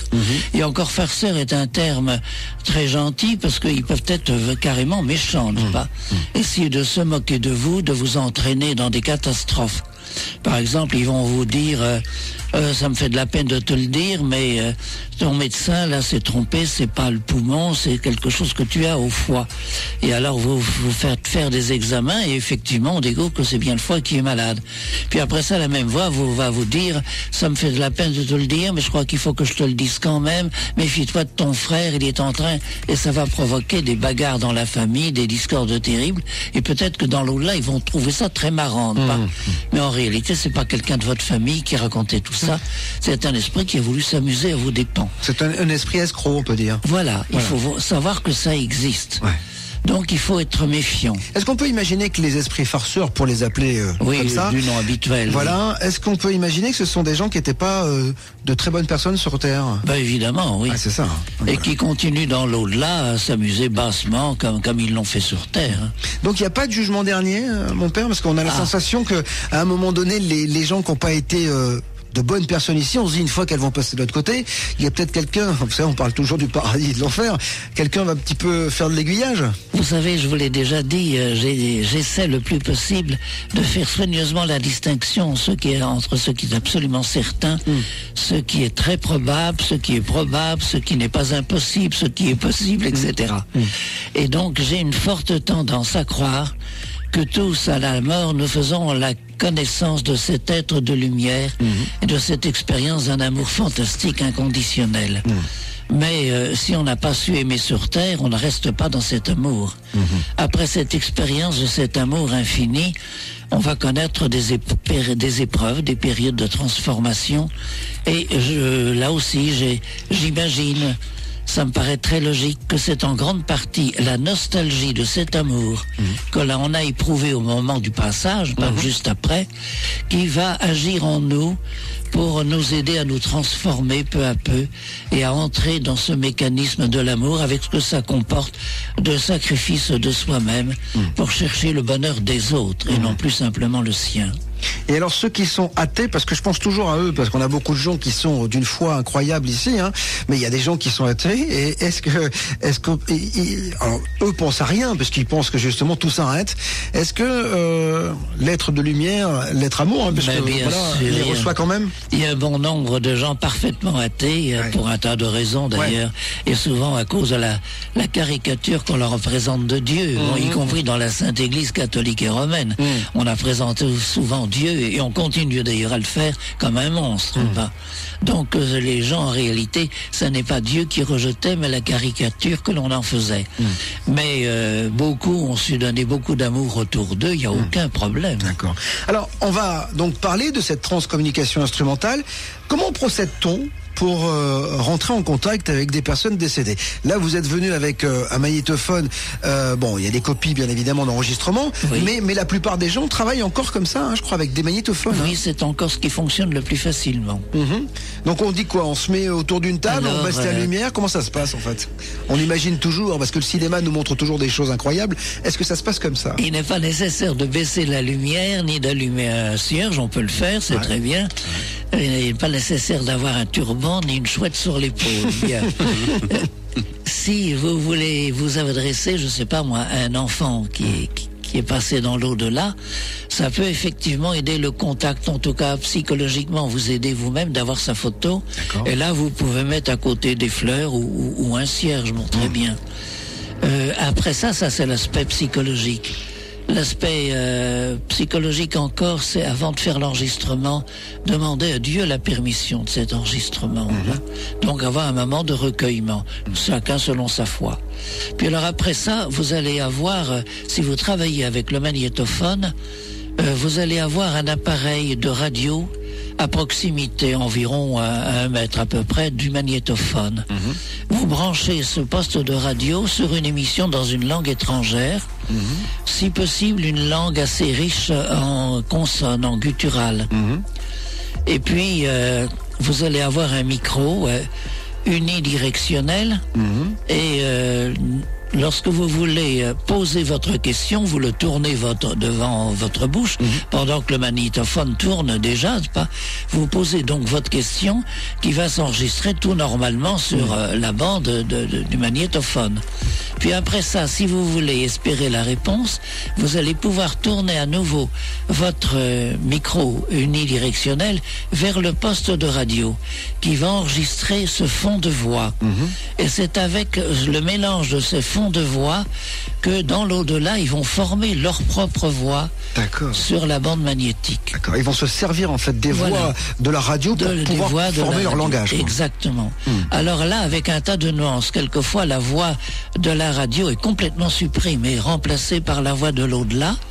Quelquefois, la voix de l'au-delà va être en surimpression sur la voix de radio un peu affaiblie. Donc ce sont d'autres méthodes. Dans l'au-delà, je ne sais pas comment ils s'y prennent. Alors, on parle justement de la faisabilité de la transcommunication instrumentale. Je vous propose d'écouter quelqu'un que vous connaissez bien, Christophe Barbet. Il revient sur sa première expérience. J'ai pris un magnétophone et j'ai appelé Fabienne, une amie à moi, qui est partie à l'âge de 29 ans. Et je l'ai appelée, Fabienne, si tu es là, dis-moi quelque chose. Et j'ai laissé la bande tourner sans aucun support, sans aucun bruit. Quelle a été ma surprise à l'écoute de la bande lorsque j'ai entendu, juste après ma question, est-ce que tu as quelque chose, Fabienne, à me dire, est-ce que tu es là? J'ai entendu une voix souffle qui m'a dit, je t'aime. Alors j'imagine que là, quand on entend ça, on est quand même assez scotché. Hein. Il y a un choc. Quand c'est la première fois, la plupart du temps, c'est quelque chose. Comment vous l'avez fantastique. ressenti, vous, justement, cette première fois, lorsque vous avez assisté à une expérience comme celle auquel vous assistez assez souvent? Eh bien, ça n'était pas quelqu'un de ma famille, donc il n'y avait pas cet aspect affectif. Affectif, ouais. C'était chez mes amis du Luxembourg, Jules et Maggie Harsch-Fischbach, et là, c'était avec Constantin Raudive, qui est un écrivain letton, et qui, de son vivant, avait traduit toutes les œuvres de Cervantes en letton. Ah, oui, c'est du boulot. C'est du boulot, ouais. D'autant que le nombre de lecteurs ne devait pas être considérable. Oui. Il n'a pas dû gagner des millions. En Litonie, oui. Bon, et voilà que dans l'au-delà, il a des communications assez régulières, notamment avec ses amis du Luxembourg. Et alors là, on avait tout un texte. Alors, c'était pas par le magnétophone, c'était une autre technique, c'était le haut-parleur radio. D'accord. dont je peux vous parler aussi, que j'ai connu en différents endroits. Voilà. C'est une toute autre technique. Oui, complètement différent. Complètement différent. On se sert du haut-parleur de la radio comme récepteur. C'est le haut-parleur de la radio. Et alors là, on a le dialogue en direct. Si vous voulez, avec le magnétophone, quand la réponse arrive sur la bande magnétique, on n'entend rien. D'accord. Oui, c'est à la réécoute. Voilà. Alors on peut passer outre et puis poser une seconde question, un nouveau temps de silence, où on entend que le bruit de fond de la radio, faire ça 3-4 fois, puis après ça on va remettre la bande au début, et on va écouter, on va entendre ses propres questions qui ont été normalement enregistrées, et dans les trous que l'on a laissés, on va, si ça a bien marché, on a la réponse. Bien sûr. Tandis que là, le haut-parleur radio, on a le dialogue en direct, c'est-à-dire qu'on peut interrompre la voix qui vous cause, poser une question, absolument comme on peut le faire au téléphone, bien si sûr. vous voulez. Et alors là, la technique, c'est quoi? C'est de brancher un micro sur une chaîne IFI? Non, il n'y a même pas ça. Même pas? Non, non. Comment ça se passe? On allume la radio. Tout simplement. On le met sur zéro fréquence. On choisit une certaine longueur d'onde. Ouais. Où il n'y a pas d'émission. En fait, où il n'y a pas d'émission. Voilà. Et alors là, on peut avoir quelque chose d'extraordinaire. Alors là, j'y ai assisté. Vous avez assisté à des vrais dialogues? Ah oui, bien sûr. J'y ai assisté à Luxembourg, à Darmstadt, et puis à Grosseto 2 fois. À Grosseto, c'est peut-être le plus intéressant parce que là, c'était Marcello Bacci qui m'avait présenté en disant « On voit de l'au-delà, j'ai à côté de moi quelqu'un qui vient de loin ». Et alors voilà que cette voix s'est mise à s'adresser à moi. Honnêtement, je me rappelle plus si c'était en italien ou en français. Mais cette voix savait très bien qui j'étais. Et savait très bien que je poursuivais une sorte de double piste, à la fois religieuse, mystique, et puis en même temps sur les phénomènes paranormaux. Bien sûr. Et que j'essayais de faire le lien entre les deux. Et de comprendre. Et voilà. Et il y a eu plusieurs phrases d'échanger, questions-réponses. Et puis j'y suis retourné bien des années plus tard, en y entraînant un philosophe des sciences, Erwin Laszlo. Et là, la voix lui a adressé la parole en hongrois, en magyar, et c'était même assez extraordinaire. Et puis Marcello Bacci insistait en disant, et là, j'ai à côté de moi un autre ami qui vient de loin. Et alors la voix de l'au-delà, à travers le haut-parleur radio, dit, oui, je me souviens d'un prêtre, etc. Donc cette voix se souvenait très bien de mon premier passage et faisait le lien. Et les voix sont distinctes. Hein, parfaitement distinctes. Oui. Alors, je disais tout à l'heure... Alors même à Grosseto, je me permets d'ajouter, il y a eu des expériences faites alors là par des techniciens. On travaillait, Marcello Bacci travaillait avec de vieux postes à lampes, si vous voulez. Les anciens. Et alors les techniciens ont enlevé toutes les lampes une à une, il n'y en avait plus aucune, même le petit tableau de bord, si je peux dire, avec en transparence le nom de tous les émetteurs, c'était éteint, il n'y avait plus rien. Bon. Et la conversation a continué, de pas sans être gêné. À un moment, il est même allé plus loin, il a arraché la prise de courant et la conversation a duré encore pendant plus d'1 minute et demie. Voilà, alors c'est bien pour ceux qui ne croient pas à tout cela, parce qu'il y a beaucoup de gens qui disent oui, mais on capte toutes les ondes qu'on s'est allumées, etc. Même si on n'est pas sur une station, ça prouve bien qu'une fois éteinte, la radio peut être encore le canal, c'est-à-dire qu'en fait, c'est le canal de conversation. Et les techniciens présents disant ça ne correspond à aucune des lois physiques connues, c'est totalement inexplicable. Alors je vous disais, vous êtes venu avec un document dans un instant, juste après la pause, car je le dis dis toujours, il faut qu'on fasse nos courses. On revient dans un instant. Il faudra que je vous le présente un peu, le document, avant de l'entendre. Voilà. D'accord, pas de souci. On écoutera juste après la pause. Ce que l'on dit dérange certaines personnes. Quoi qu'il en soit, ce soir, nous sommes avec le Père Brune, sommité dès que l'on parle, bien sûr, des phénomènes paranormaux et de la transcommunication instrumentale, parce que, encore une fois, même si mon père, c'est pas vous qui êtes derrière les expériences, vous y avez assisté.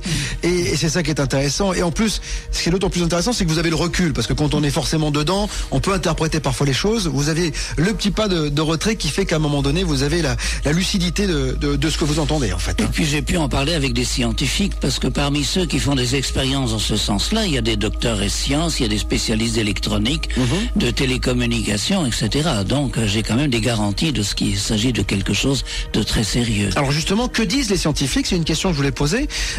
Quel rapport avec les scientifiques lorsque on leur fait écouter ce genre de choses? Bah écoutez, je n'ai pas eu l'occasion de le faire avec beaucoup de scientifiques incroyants.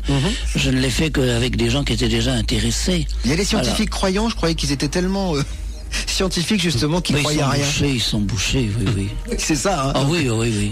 Ils ne croient que ce qu'ils voient, et comme ils ne voient pas grand-chose, ils ne croient pas grand-chose. Bah déjà, ils se prennent un peu pour Dieu, la plupart du temps. Donc, oui. C'est ça. Donc ils ont... C'est un peu invraisemblable, mais c'est comme ça. Et on a longtemps critiqué avec raison l'obscurantisme de l'Église, mais on a actuellement un obscurantisme des milieux scientifiques qui est largement l'équivalent. Parce que ça les fait un peu descendre de leur piédestal aussi. Bien évidemment. C'est ça. Aussi, donc, voilà. C'est vrai. Alors, donc, vous nous avez apporté un document. Alors, présentez-le-nous, ce document. Eh bien, il s'agit d'un couple d'amis qui sont belges. C'est une histoire belge, mais pas une histoire tellement drôle. C'est l'histoire d'un petit garçon, Floris, qui, à l'âge de 16 mois, est passé dans l'au-delà. Et alors, ça a été le désespoir des parents, bien entendu. Ça, hélas, c'est relativement banal, car il y a des milliers de cas de ce genre-là. Et dans des milliers de cas, et dans celui-ci aussi, c'est la lutte contre le désespoir.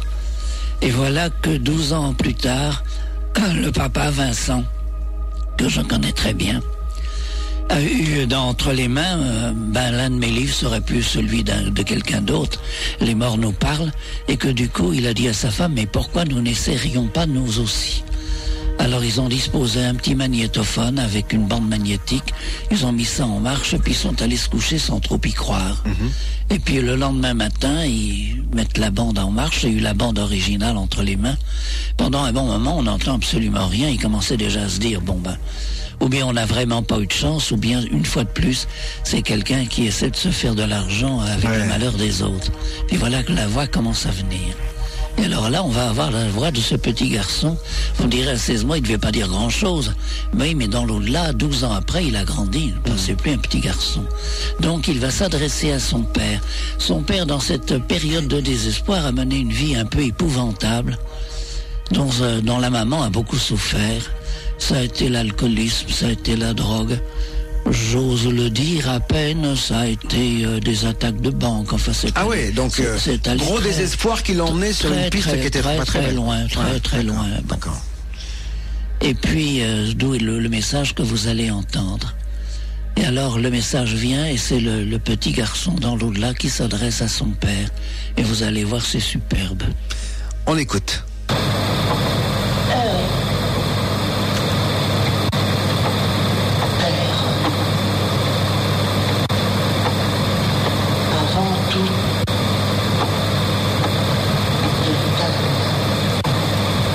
Je t'aime. Ce que l'on entend, c'est le contour incorporé, c'est le moteur du magnétophone. Mon père, tu es, mon père, tu resteras, mais tu me déçois. Pourquoi tant de mal à ma maman? Elle ne mérite pas tout ça. Tout ça. Elle a déjà tant souffert. Je voudrais la reprendre près de moi.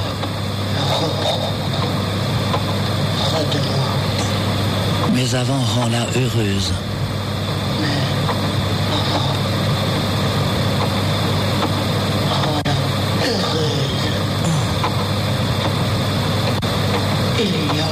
Longtemps que je voulais te parler. Il est temps pour toi de réfléchir. Pour toi, de réfléchir serait la vie des enfants. Que sera la vie des enfants? Frère, Mon frère, mes sœurs, sœur, et toi, que sera la tienne sans notre mère. sans notre... Et toi, que sera la tienne, Père? Tu es capable de tant de choses. Alors travaille.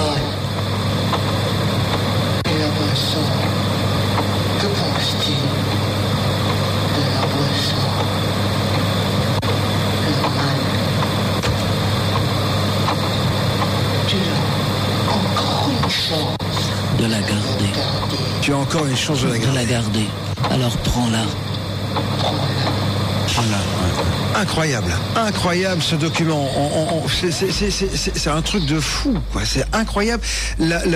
Parce que bon, même s'il y a beaucoup de souffle sur la bande, Oui, c'est clair, c'est distinct, quoi. Et puis alors il doit savoir que les consonnes passent mal, c'est pour ça il les renforce. Ouais. Elle a déjà tant souffert. Ouais, il appuie fort. Oui, quoi. oui, oui, oui, oui, oui. Mais ce qui est ahurissant dans cette conversation, et ce que vous avez dit juste avant qu'on la diffuse, c'est il a grandi dans l'au-delà. Bien sûr, oui. Ça veut dire qu'une personne grandit, vieillit comme sur Terre. Oui. Et c'est incroyable, ça. Elle continue à se développer, oui, bien sûr. Oui. Jusqu'à l'infini, en fin de compte. Ah non, enfin jusqu'à l'infini, si, oui, bien sûr. Oui, Mais oui. et physiquement. Ça dépend dans quel sens. Alors physiquement, peu à peu, on va se fixer vers un âge qui est à peu près la trentaine, hein, l'âge de la mort de Christ. Ah ouais. Alors là aussi, on a toujours tendance à simplifier, on voudrait des règles simples. Quelqu'un qui a été particulièrement heureux vers la fin de sa vie, avec un corps âgé, il va le garder très longtemps, parce qu'il se sent bien là-dedans. Bon. D'accord. Quelqu'un qui a été malade, il est délivré de ses souffrances, de ses infirmités. C'est une libération extraordinaire. Ouais. non? Et il peut retrouver un corps assez sympathique. Bien sûr. Mais c'est un corps spirituel, un corps différent pour une matière spirituelle qui l'entoure, mais ce qui l'entoure va être pour son corps aussi résistant que cette table ou cette chaise pour le nôtre. Ah oui. Oui, mais bien sûr. Alors, Ils sont dans un monde cohérent où tout est à la même vibration. Ah ouais. Mais peu à peu, ça va encore évoluer, d'étape en étape, et va venir peu à peu, leur corps va être de plus en plus spirituel, et va venir un moment, alors là on le sait plutôt par des messages reçus en écriture automatique, va venir un moment où leur corps n'aura plus vraiment de forme. D'accord. Ce ne sera que de la lumière. Voilà, D'accord. exactement. C'est ce qu'on appelle peut-être la perfection. C'est-à-dire que plus on monte, plus on s'élève, plus on... C'est l'union à Dieu. C'est ça. Incroyable. En tout cas, je vous rappelle que vous écoutez Ado, et c'est un document exclusif. En tout cas, ce que vous avez entendu là, un petit garçon de 16 mois qui est passé de l'autre côté, qui a grandi dans l'au-delà et qui revient pour dire à son père, tu fais des conneries, attention, reprends-toi. On n'aura pas 50 chances. C'est juste incroyable. Merci en tout cas infiniment de nous avoir permis d'écouter tout cela. Nous, on va marquer une petite pause musicale avec des gens bien vivants. Et on revient dans un instant. C'est Ado, c'est toute la vérité. N'hésitez surtout pas à réagir. Il y aura une question d'ailleurs, mon Elliot, pour le Père Brune. Oui, il y a Kiki qui dit que dans les Écritures saintes, il est dit qu'il ne faut pas communiquer avec les défunts. Et qu'en pensez-vous? Oui, c'est là-dessus qu'insistent notamment les protestants. Bon. D'accord. J'ai quand même une licence d'écriture sainte, je connais un tout petit peu les Écritures et je connais tous ces textes-là. Bon. Mais ce sont des textes de l'Ancien Testament. Vous n'avez aucun texte du Nouveau Testament pour l'interdire. Et au contraire, vous avez des textes marquant que un des dons de l'Esprit Saint, quand Saint Paul parle des dons de l'Esprit, disant qu'il n'y a qu'un seul Esprit, mais les dons sont divers. Les uns ont le don de parole, d'autres ont le don de guérir, d'autres ont le don de prophétie, d'autres le don du discernement des esprits. Et il s'agit des esprits des défunts. Les traductions chez les catholiques en général essaient d'escamoter le texte en disant c'est le discernement spirituel, c'est pas ça du tout, non, il s'agit de discerner parmi les esprits. Quand on étudie le texte, le terme qui est employé désigne les esprits des morts, des discernements des esprits, ceux qui peuvent nous nuire, ceux qui peuvent nous aider, voilà, c'est là le discernement. En tout cas, il y a Sandra, on va écouter la musique, Sandra qui dit: j'ai essayé de rentrer en contact avec mon papa et j'ai eu un résultat, je ne comprends pas tout ce qui est dit, mais quelqu'un me parle, je pense que c'est mon papa. Sinon, j'ai eu un enregistrement, une dame qui sans cesse dit mon prénom, mais voilà, je n'en fais pas à tort et à travers, car comme le dit le père François Brune, cela peut être dangereux. En tout cas, superbe émission, merci. Merci Sandra, nous faisons 15h. Alors, mon père, on va vous faire écouter Yves Lignon, que vous connaissez bien. Yves Lignon qui intervient très souvent ici, bien sûr, qui est toulousain. Toulousain, comme moi. Et il lui revient sur la véracité des enregistrements. Écoutez. Alors, j'ai d'abord fait étudier cet enregistrement par le professeur Legros du laboratoire d'acoustique de mon université. Et il a été tout à fait formel. Il n'y a pas de voix humaine. Je ne lui avais donné aucune indication. Il n'y a pas de voix humaine. Incroyable ce qu'il dit. Ça veut dire que véritablement, lorsque des acousticiens, c'est-à-dire des gens qui travaillent dans le son, écoutent, donc les fréquences en fait que l'on capte ne sont pas des voix humaines. Oui, il a tout à fait raison. D'ailleurs, ça a été étudié surtout au laboratoire de Bologne, qui est un laboratoire en Italie spécialisé dans la reconnaissance des voix et des images. Si vous voulez, dans la lutte anti-mafia, antiterroriste, etc., anti-drogue, etc., le gouvernement italien fait appel à ce laboratoire. Et ils peuvent comparer les voix d'une personne enregistrée dans d'excellentes conditions, on sait bien que c'est elle qui parle, et la voix de la même personne, mais on n'en est pas absolument sûr parce que le micro était dissimulé à longue distance, etc. Et ils arrivent à repérer, voir si c'est vraiment la même personne. Et ils ont utilisé leur technique et leurs appareils pour comparer la voix d'une personne enregistrée de son vivant et reçue après sur magnétophone, téléphone, etc., après sa mort. Et dans un certain nombre de cas, ils vont repérer que plus de 99% des caractéristiques de cette voix se retrouvent. Donc là, on a une sécurité absolue. Mais ils ont repéré que sur certaines syllabes et quelquefois des mots entiers, les fréquences fondamentales manquaient. Celles qui ne peuvent être produites que par un larynx. Parce qu'en effet, ce ne sont pas des voix humaines. Là, il a tout à fait raison, mais parfaitement compréhensible. C'est incroyable, encore une fois. Alors, il y a une question qui a été posée sur la page Facebook qui est très intéressante, puisque vous nous avez tout à l'heure dit qu'en fait, il fallait demander à Dieu l'autorisation de rentrer en communication avec les défunts, mais il y a l'inverse. Il y a Kiki qui demande effectivement si les défunts, eux, doivent aussi demander l'autorisation pour rentrer en communication avec nous. Oui, tout à fait. Tout à fait. Et ils nous le disent d'ailleurs. Oui. Alors il y en a qui ne demandent pas d'autorisation, mais ce sont justement ceux qui peuvent être dangereux. Les esprits farceurs. Qui ne cherchent qu'à s'amuser ou à nous tromper, oui, bien sûr. C'est quand même ça aussi, il faut faire très très attention. Bien sûr. Même dans l'au-delà, est-ce que parfois on peut avoir peur ou être mal à l'aise? Est-ce que vous avez vu lors d'expériences, ou quand vous avez assisté à ces expériences, des gens qui ont pris peur de cela? Il n'y a pas que vous à recevoir des menaces, il peut y avoir des gens qui reçoivent des menaces de l'au-delà. Ah aussi, de l'au-delà, des menaces. Monique Simonet, une fois, alors qu'elle était toute seule dans sa chambre, elle est en pleine nuit, voilà qu'elle entend une voix qui lui dit « Je vais te détruire ». Alors, donc elle a la certitude d'une présence là, puisque ça s'est imprimé sur la bande, d'une présence hostile. C'est pour ça que je déconseille formellement à des gens qui sont dans un deuil très vif, notamment des parents qui ont perdu des enfants, de faire les premiers essais tout seul. Parce que j'imagine une maman qui essaie d'avoir un contact avec son petit garçon quand tout le monde dort, le mari, les autres enfants, et puis voilà qu'elle va entendre ça, alors qu'elle est déjà terriblement fragilisée par son deuil. Ça risque d'aboutir à une crise de nerfs, à quelque chose d'épouvantable. Partir en FM.fr. Mais jusqu'à 22h, nous sommes avec le Père Brune pour parler de la transcommunication instrumentale. Et il y a Vérène sur mon mail bob@adofm.fr, mon père qui me dit: bonsoir, j'aimerais savoir, j'ai perdu un frère mort-né mais à terme de grossesse. Pensez-vous qu'il peut vivre dans l'au-delà? Et j'ai perdu un bébé de 2 mois à 2 mois de grossesse, donc encore un fœtus, pensez-vous? Et pouvez-vous me dire s'il vit?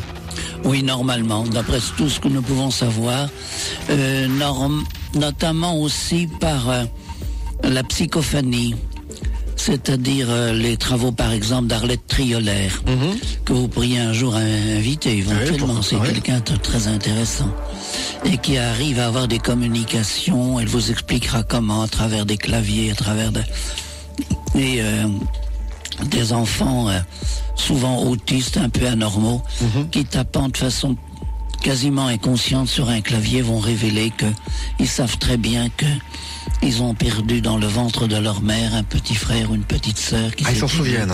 Oui. C'est incroyable ça. Oui. Donc on rassure Vérène. Donc et on peut avoir des communications de fœtus qui savent que leur père voudrait que leur mère avorte, etc. Ah ouais. Oui. Non, ils vivent et ils vont continuer à vivre dans l'au-delà, bien sûr. D'accord. Ils sont appelés aussi à participer un jour à la vie de Dieu. Voilà. Alors justement, Dieu, la réaction de l'Église face à ces transcommunications instrumentales, vous êtes en plein dedans. Est-ce qu'elle s'ouvre un petit peu à ça ou elle est encore très réfractaire ? Il me faut une paix pontificale. J'adore. Et c'est tout ce que je peux leur demander. C'est D'accord. très bien comme ça. Mais vous avez quand même des collègues prêtres qui sont aussi intéressés par tout cela ou vraiment Un en Belgique. Ouais. Oui, Un seul en Belgique, d'accord. Oui, Okay. le père Martin. Et puis plusieurs en Italie. D'accord. Ils sont plutôt plus près de... comment ça s'appelle là-dedans? Ce qui garde les prisons du Mirador. Oui. Ils sont pourtant tout près du Mirador. Eh bien, il y en a un certain nombre qui participent à un tas de congrès. Ces recherches-là, oui, bien sûr, il n'y a pas de problème en Italie. Alors, il y a quelqu'un que vous connaissez bien, c'est Jean-Jacques Charbonnier. On a parlé avec lui de la vie après la mort. Et vous me disiez tout à l'heure, tiens, j'ai quelque chose à vous dire. On pourrait peut-être en parler un petit peu de la vie après la mort. C'est un ami. Oui, alors de la vie après la mort, un certain nombre de choses dont on ne parle pas assez souvent et que l'on trouve... je suis un peu confus de renvoyer les auditeurs modestement à mes remarquables ouvrages. D'accord. Bon, notamment dans le tome 2 des Morts nous parlent, que vous trouvez en poche, c'est pas trop cher, un certain nombre de chapitres qui sont rarement évoqués. D'abord des enquêtes menées auprès des gens qui ont fait cette expérience de mort provisoire, mais qui étaient musulmans. Et là, c'est quand même intéressant de voir que l'essentiel se retrouve. Quelle que soit la religion. Quelle que soit la religion. Deuxièmement, des cas de gens qui étaient aveugles au moment où ils font cette expérience. Certains aveugles de naissance, d'autres seulement à partir d'un certain nombre d'années. Ceux qui étaient aveugles de naissance voient pour la première fois, avec une stupéfaction extraordinaire, une découverte de folie, quoi. Racontent après ça ce qu'ils ont vécu en disant, et d'ailleurs c'est très honnête, en disant, voilà ce que j'ai vécu, est-ce ce que vous appelez voir ? D'accord, oui, comme ils n'avaient jamais vu avant. Ils n'ont pas de référent. Donc ils n'ont pas de référence. Et alors on le sait par d'autres qui avaient vu pendant des années et qui ont retrouvé la vue, sachant qu'ils l'ont reperdue quand cette expérience a cessé. Mais ça va être ils horrible, ont pu faire la correspondance. Ça va être difficile, ça, par contre. Ça va être difficile. De toute façon, vous savez, ceux qui ont fait cette expérience de mort provisoire ont un retour extrêmement difficile dans ce monde. Même en général, 15 ou 20 ans après, quand on leur en parle, ils en pleurent à la fois d'émotion, parce que c'était une expérience extraordinaire, et puis de regret, parce que par rapport à ce monde-ci, c'est épouvantable. Oui, et puis ils disent souvent que leur corps est trop petit après ça. Oui, c'est vrai, exact. D'accord, qu'ils ont du mal à se... C'est comme un peu comme un gant mappa, quand on rentre dedans, c'est très serré en fait. Et alors, dans ce bouquin, je raconte également un certain nombre d'autres expériences qui sont très intéressantes, des gens qui se trouvaient en dehors de leur corps, mais... mort provisoire, donc pour quelques instants seulement, mais qui dans cette courte période ont assisté à la mort définitive de quelqu'un d'autre. Alors ce sont des cas un peu rares, mais qui sont très éclairants quand même. Oui, ça peut arriver lors d'un accident, c'est-à-dire qu'il y en a un qui revient alors que l'autre s'en va, quoi. Que je vous raconte une belle histoire qui m'a été racontée 2 fois par des amis allemands. Bon. C'était un jeune couple qui était en voyage de noces dans des îles de rêve, rêvant de sable chaud, et il s'était baigné plusieurs fois dans la journée, et puis voilà que en fin d'après-midi, le garçon va à nouveau prendre un bain, la femme est un peu fatiguée, non, moi je reste, etc. Ah oui, c'est un garçon qu'ils ont connu au bar qui veut les entraîner. Alors il dit, mais toi, vas-y, ça te fait plaisir, va avec lui, etc. Et puis voilà qu'il y a un phénomène heureusement assez rare, mais qui existe, qui est bien connu dans ces régions. L'énorme mal de lame de fond va emporter le jeune marié. Et quand on arrive à le ramener sur le rivage, c'est trop tard. Toutes les techniques de réanimation échouent. Alors là, vous devinez la douleur de la jeune mariée. Horrible. Du coup, comme on dit, nous, de notre côté, elle perd connaissance. En réalité, elle perd pas du tout connaissance, mais elle se trouve en dehors de son corps. Ah oui. Et alors, en dehors de son corps, elle retrouve son époux, n'est-ce pas? Et ce sont de grandes embrassades et rigolades. Alors tu m'as fait une de ces peurs, etc. Ah, parce qu'elle elle s'aperçoit pas en fait. Ben non, elle retrouve. Oh, le truc de fou. Et puis au bout d'un moment, un tunnel s'ouvre près d'eux, légèrement en pente. Ils s'engagent tous les deux dans le tunnel en se tenant par la main. Et puis à mi-hauteur du tunnel, le garçon lui lâche la main. Et elle se retrouve dans son corps sur la plage. C'est super triste. Ah oui? C'est trop triste. C'est triste. Oui. Je ne le dissimule pas. C'est à la fois très beau et très triste. Ah, oui, ouais, c'est terrible, oui. Parce qu'elle l'a perdu 2 fois, là. Hein. Ah bah oui. En peu de temps, elle l'a perd 2 fois. Hein. Incroyable. En peu de temps. Parce que... Bon, bah écoutez. Mais je peux vous raconter une autre histoire. Mais allez-y. On va tous pleurer après. Eh bien, c'est une jeune femme qui a fait une expérience de mort provisoire. Et à la suite de ça, ce qui arrive assez souvent, elle, pour un oui, pour un non, elle sort de son corps, elle décolle. Et là, elle est allongée sur un transat dans la plage de Saint-Brévin. Et puis, il y a un vol d'oies sauvages qui passe dans le ciel. Alors, elle le contemple et puis... arrive ce qui devait arriver, se retrouve au milieu des oies sauvages, n'est-ce pas, en train de planer avec elle, bien, hors de son corps. Et puis à un moment, elle va s'approcher au-dessus d'une autre plage, et là, elle est attirée par un attroupement. Et alors, aussitôt, elle se retrouve à proximité, bien entendu, puisque là, les distances sont franchies très rapidement. Et elle aperçoit que les gens sont autour du corps d'une jeune femme brune, allongée, qu'ils essaient de réanimer, mais en vain. Puis peu à peu, au-dessus de ce cadavre, c'est devenu un cadavre, se forme une espèce de nuée qui va prendre peu à peu la forme de la jeune femme, et puis qui va se redresser, se relever et s'éloigner. Et alors, elle va... saisie d'émotion, va se retrouver sur son transat à Saint-Brévin. Mais le lendemain, quand elle voit les journaux, elle a la photo de la jeune fille. Et elle a bien la preuve qu'elle n'a pas rêvé, que c'est pas un songe. Elle a bien assisté à cette scène de réanimation. Incroyable, quoi. Incroyable. Oui. C'est fou, hein, quand même. Oui, oui. Est-ce que vous avez déjà, vous, tenté de faire une sortie de corps? Non. C'est quoi, la peur? Parce qu'il y a des techniques aujourd'hui, on dit qu'on peut y arriver. Il y a des techniques, il faut y passer pas mal de temps. Il y a la méditation, etc. Il y a toujours un certain risque également, tout de même. C'est pas ma vocation de tenter aucune de ces expériences, c'est plutôt de les rassembler toutes dans différents bouquins, et non seulement quantité d'expériences différentes, mais qui convergent vers la même certitude de la survie après la mort. Et puis en même temps, de rassembler ces expériences à travers un peu toutes les langues. Toutes les langues occidentales, voilà. Est-ce que vous avez toujours eu la certitude qu'il y avait quelque chose après? Ou alors est-ce que ces expériences, par exemple, de transcommunication instrumentale, vous ont conforté? J'y ai toujours cru. Je n'avais vraiment pas besoin de ça parce que j'avais déjà également les évangiles, les actes des apôtres et puis la vie des saints. Et c'est surtout d'abord la vie des saints que j'ai étudiée, où ils apparaissent continuellement à ceux qui les seuls leur succèdent, qui sont en train de se sanctifier sur terre. Le phénomène est constant. Donc quand j'ai assisté à ça la toute première fois, c'était à Luxembourg, avec la voix de Raudive, comme je vous le disais tout à l'heure. Ça m'a paru parfaitement normal. Normal, complètement. Ah bah oui, bien sûr, oui. Il y a des religions qui sont plus ouvertes que le catholicisme à ce genre de phénomènes paranormaux, entre guillemets? Écoutez, je peux pas... Toujours on dit les Tibétains, le bouddhisme, etc. Dans l'église catholique, je n'ai pas d'ennui, c'est déjà pas mal. En Italie, je peux vous dire que tous les mois, dans l'une ou l'autre des grandes villes d'Italie, il y a un congrès qui dure en général du vendredi midi au dimanche midi, sur ce qui se passe au moment de la mort, après la mort, communication avec les morts. Ah, quand même. Ah oui. Et chaque fois, on termine le congrès en célébrant la messe, soit dans la salle même, on prévient les gens, le congrès est fini, mais pour ceux qui le veulent, et il y a l'un des prêtres participants célèbre la messe, ou dans l'église voisine si l'évêque local le préfère. Bon, mais chaque fois sur le dépliant d'invitation, il y a les moyens d'accès au congrès, les frais, etc. Et puis la liste d'une dizaine de médiums, sensitive, comme ils disent, qui se tiendront à la disposition du public pour entrer en communication avec leurs morts. Ah, c'est quand même. Alors ça est parfaitement connu dans les évêchés, au Vatican même. Et il n'y a pas de protestation, d'excommunication, d'interdiction, ça fait pas de drame. Donc de ce côté-là, en Italie, il y a une assez grande tolérance. C'est ça. En France, on est particulièrement bouché. Bon.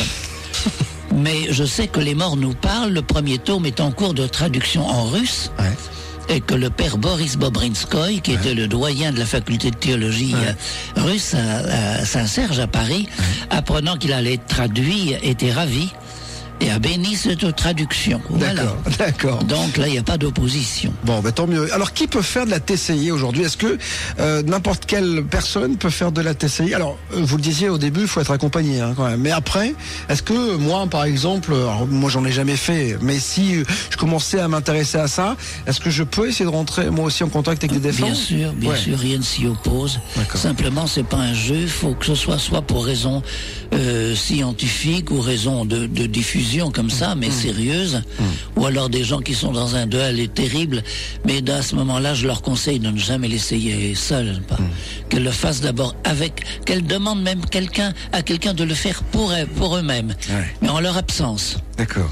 Et puis quand cette personne a obtenu la voix de leur enfant, après ça, ils pourront faire l'enregistrement ensemble. Et puis après ça, ils pourront le faire tout seuls. Oui, parce que l'émotivité peut être dangereuse en fait. Oui, et puis en plus de ça, elle rend le contact beaucoup plus difficile. Ah oui. Ah oui, ça c'est fréquent. Pourquoi? Parce qu'on dégage une énergie qui est pas très bonne. Oui. Faut être dans la paix, quoi. Faut être dans la sérénité, quoi. On retrouve ça même dans des contacts par téléphone, par exemple. Ah bon, on peut avoir des contacts téléphoniques? Oui, mais c'est pas nous qui appelons. Oui. C'est toujours eux qui nous sonnent, comme on dirait en Belgique. Alors, il y a quelque chose, il faut que vous regardiez, je sais pas si vous avez été au courant, mais il y a Canal+ qui diffuse depuis une semaine, je crois, ça fait une semaine. Les Revenants, une série française de 8 épisodes. J'ai regardé le premier aujourd'hui, entre midi et 2h, c'est juste incroyable. Et c'est justement, ça se passe dans un village de montagne, et tout d'un coup, il y a une vague de revenants, de gens. Et alors, ce qui est assez étonnant, c'est que physiquement, en fait, ils les voient. Il les voit comme un médium. Oui. Voilà, il les voit. Et c'est pas des zombies, non? Non. Et ils reviennent parfaitement. Et eux-mêmes ne savent pas ce qui leur est arrivé. C'est-à-dire que, mais qu'est-ce qui me passe? Qu'est-ce qui se passe? J'ai eu une tumeur, j'ai un truc. Il y a un trou en fait. Voilà, il y a un trou de temps. Le temps s'est arrêté, quoi. Beaucoup de morts ne savent pas qu'ils sont morts. Mais c'est ça. Mais là, c'est ce qui se passe dans la série, quoi. Oui. Donc ça, c'est pas idiot. Ouais, c'est quand même incroyable. Donc que ce soit tout un village, ça c'est plutôt. Non, c'est quelques personnes dans le village, mais c'est quand même assez intéressant. Donc c'est une série, bien évidemment. Un groupe comme ça, c'est. C'est un peu. Moi, c'est ce qui m'a un peu étonné, c'est c'est un film, donc. On en saura un peu plus puisqu'on a tenté d'inviter. J'espère qu'on aura le réalisateur ou l'un des acteurs ici pour parler de tout cela. Comment on peut se protéger pour faire de la TCI? D'abord, je vous disais une prière au début, savoir remercier à la fin. Mais maintenant, faut pas s'imaginer non plus que la prière a une sorte d'effet magique. C'est pas un bouclier, quoi. Non, c'est pas. Si vous avez une vie de salaud par ailleurs, vous n'êtes pas protégé. C'est pas avec un autre père et puis 2 ou 3 je vous salue Marie, vous serez protégé. Si vous avez une vie de salaud, vous êtes à la merci de n'importe quelle force du mal. Vous lui avez déjà ouvert la porte depuis longtemps dans votre vie. Et alors, justement, les esprits frappeurs sont plus enclins à venir vers des personnes qui, justement, sont des salauds, comme vous dites. Oui, bien sûr. Voilà, qu'avec des personnes qui sont plutôt sympathiques, qui ont une vie sympa, Si on leur a déjà ouvert la porte par tout notre comportement, ils se sentent chez eux, chez nous. Il est pratiquement 22h, on va être obligé de se quitter, mon père. Ça a été un vrai plaisir de vous avoir. Vous m'avez dit peut-être que c'est la dernière fois que je viens chez vous, parce que je suis très fatigué, mais j'espère que ce ne sera pas la dernière fois. On verra. Je vous souhaite de passer en tout cas de belles semaines, de belles années encore, et qu'on aura l'occasion de se reparler très souvent, parce que c'est un vrai plaisir. Beaucoup de succès, c'est bien. Merci infiniment, et puis rentrez bien, prenez soin de vous. Très bien, merci. Maintenant, Bob vous dit toute la vérité.